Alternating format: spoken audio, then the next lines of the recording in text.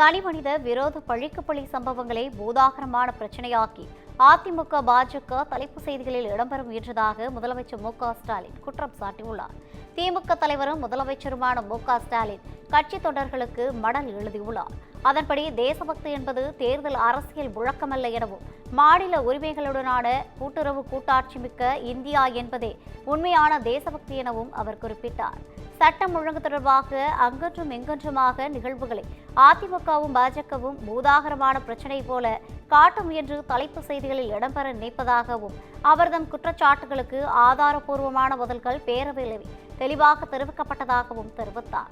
சட்டமன்றம் என்பது சட்டமன்றம் அல்ல எனவும் அனல் பறக்கும் வாதங்களில் கடுஞ்சொற்கள் எந்த தரப்பிலிருந்து வெளிப்பட்டாலும் அது கூடாது என்பதில் எப்போதும் அக்கறையுடன் இருப்பதாக முதலமைச்சர் தெரிவித்தார்.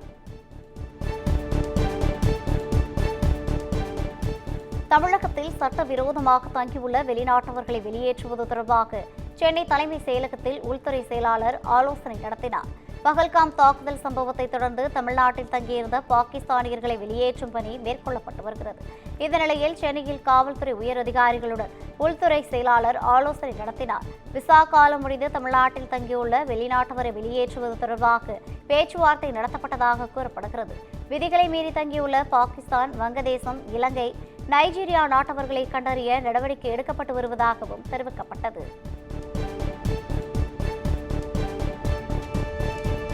மாஞ்சோலை தேயிலை தோட்ட தொழிலாளர்களுக்கு விலையின்றி வீடு கட்டித் தருவதற்கு அரசாணை வெளியிடப்பட்டுள்ளது. மாஞ்சோலை PPTC தேயிலை தொழிலாளர் நிறுவனங்களுக்கு குத்தகை காலம் முடிவடைந்ததால் அங்கு பணிபுரிந்த மக்களுக்கு தேவையான உதவிகள் செய்து தரப்படும் என முதலமைச்சர் மு க ஸ்டாலின் அறிவித்திருந்தார்.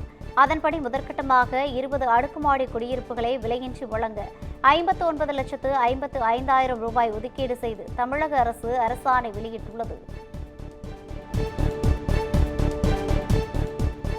சென்னையில் கட்டுமான பணிகளில் ஏற்படக்கூடிய காற்று மாசை தணிக்க தவறினால் 5 லட்சம் வரை அபராதம் விதிக்கப்படும் என சென்னை மாநகராட்சி எச்சரித்துள்ளது. சென்னை மாநகராட்சி மாமன்ற கூட்டம் மேயர் பிரியா தலைமையில் தொடங்கி நடைபெற்று வருகிறது. இதில் கட்டுமானம் தொடர்பாக ஒரு முக்கிய தீர்மானம் நிறைவேற்றப்பட உள்ளது. அதன்படி 20,000 சதுர மீட்டருக்கு அதிகமான பரப்பளவு கொண்ட தளங்களில் அதிக முக்கியத்துவம் வாய்ந்த வழிகாட்டுதல் விதிமீறலுக்கு 5 லட்சம் வரை அபராதம் விதிக்க முடிவு செய்யப்பட்டுள்ளது.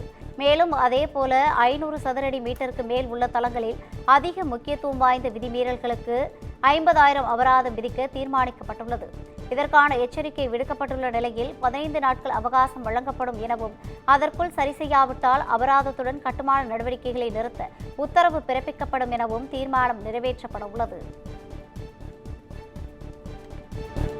கார் பார்க்கிங் தகராறில் நடிகர் தர்ஷன் மற்றும் நீதிபதியின் மகன் மீது பதியப்பட்ட வழக்குகளை சென்னை உயர்நீதிமன்றம் ரத்து செய்துள்ளது. சென்னையில் கார் பார்க்கிங் செய்வது தொடர்பாக தர்ஷனுக்கும் ஓய்வு பெற்ற மாவட்ட நீதிபதியின் மகனுக்கும் இடையே தகராறு ஏற்பட்டது. இதில் ஒரு பெண் மற்றும் நீதிபதியின் மகன் காயமடைந்ததாக கூறப்படுகிறது.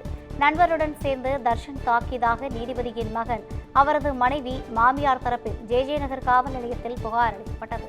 தர்ஷன் தரப்பிலும் புகார் அளிக்கப்பட்ட நிலையில் 2 வழக்குகள் பதிவு செய்யப்பட்டது. இந்நிலையில் இரு தரப்புக்கும் இடையே சமரசம் ஏற்பட்டுவிட்டதால் வழக்குகளை ரத்து செய்ய கோரி தர்ஷன் நீதிபதியின் மகன் தாக்கல் செய்த வழக்கு சென்னை உயர்நீதிமன்றத்தில் விசாரணைக்கு வந்தது.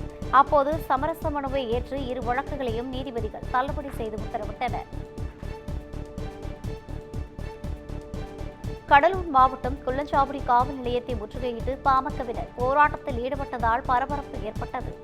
அம்பலவாணன்பேட்டையைச் சேர்ந்த முருகவேல் என்ற இளைஞரை வீடு புகுந்து கொடூரமாக தாக்கிய வீடியோ சமீபத்தில் வெளியாகி பெரும் சர்ச்சையை ஏற்படுத்தியது.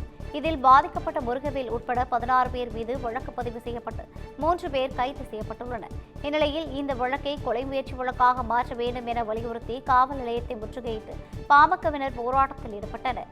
மேலும் குள்ளஞ்சாவடி காவல் நிலைய போலீசார் ஒருதலைபட்சமாக செயல்படுவதாக குற்றம் சாட்டியதோடு அவர்களை சஸ்பெண்ட் செய்ய வேண்டும் எனவும் பாமக நிர்வாகிகள் முழக்கமிட்டனர்.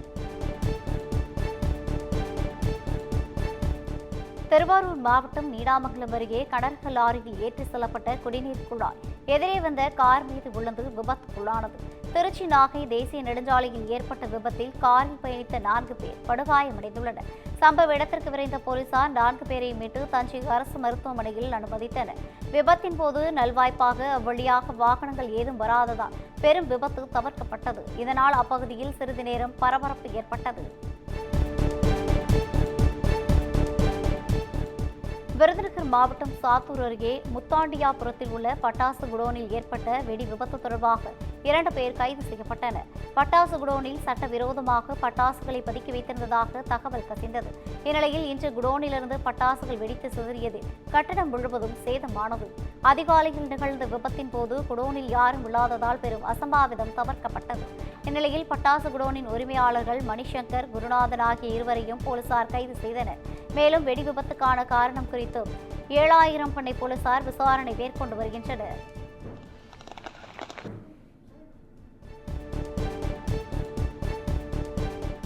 கள்ளக்குறிச்சியில் மகள் கண்முன்னே மூதாட்டி சாலை விபத்தில் உயிரிழந்த சிசிடிவி காட்சிகள் வெளியாகி அதிர்ச்சியை ஏற்படுத்தியுள்ளது. சின்னசேலம் மூங்கில்பாடி புறவழிச்சாலை அருகே பேரப்பிள்ளைகளின் காதணி விழாவிற்கு அழைப்புதல் வைக்க மகள் மற்றும் மருமகனுடன் இருசக்கர வாகனத்தில் மூதாட்டி சென்று கொண்டிருந்தார். சாலையை கடக்க முயன்றபோது அதிவேகத்தில் சென்ற கார் மோதியதில் மூவருக்கும் பலத்த காயம் ஏற்பட்டது. தொடர்ந்து உடனடியாக சேலம் அரசு மருத்துவமனைக்கு மூவரும் அனுப்பி வைக்கப்பட்டனர். செல்லும் வழியிலேயே மூதாட்டி வெண்ணிலா பரிதாபமாக உயிரிழந்தார். காயமடைந்த மகள் அனிதா, மருமகன் சுரேஷ் ஆகியோருக்கு மருத்துவமனையில் தீவிர சிகிச்சை அளிக்கப்பட்டு வருகிறது. இந்த சம்பவம் தொடர்பான பதைபதைக்க வைத்த சிசிடிவி காட்சிகள் வெளியாகி அதிர்ச்சியை ஏற்படுத்தியுள்ளது.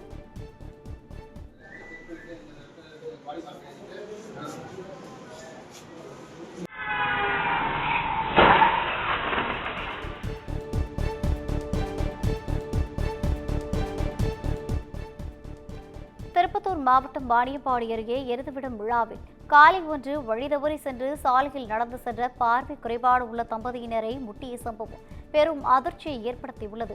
வாணியம்பாடி அடுத்த வண்டியப்புதூரில் எருதுவிடும் விழா நடைபெற்றது. அப்போது அதில் பங்கேற்ற காலை ஒன்று வழிதவறி தேசிய நெடுஞ்சாலைக்குள் புகுந்தது.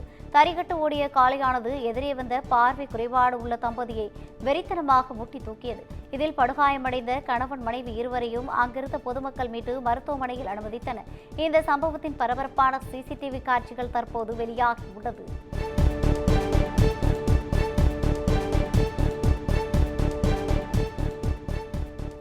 காஞ்சிபுரம் சங்கர மடத்தின் 71வது மடாதிபதியாக ஆந்திராவைச் சேர்ந்த ஸ்ரீ சுப்பிரமணிய கணேசன் சர்மா திராவிட்டுக்கு சந்நியாசம் வழங்கப்பட்டு புதிய பெயர் சூட்டப்பட்டது.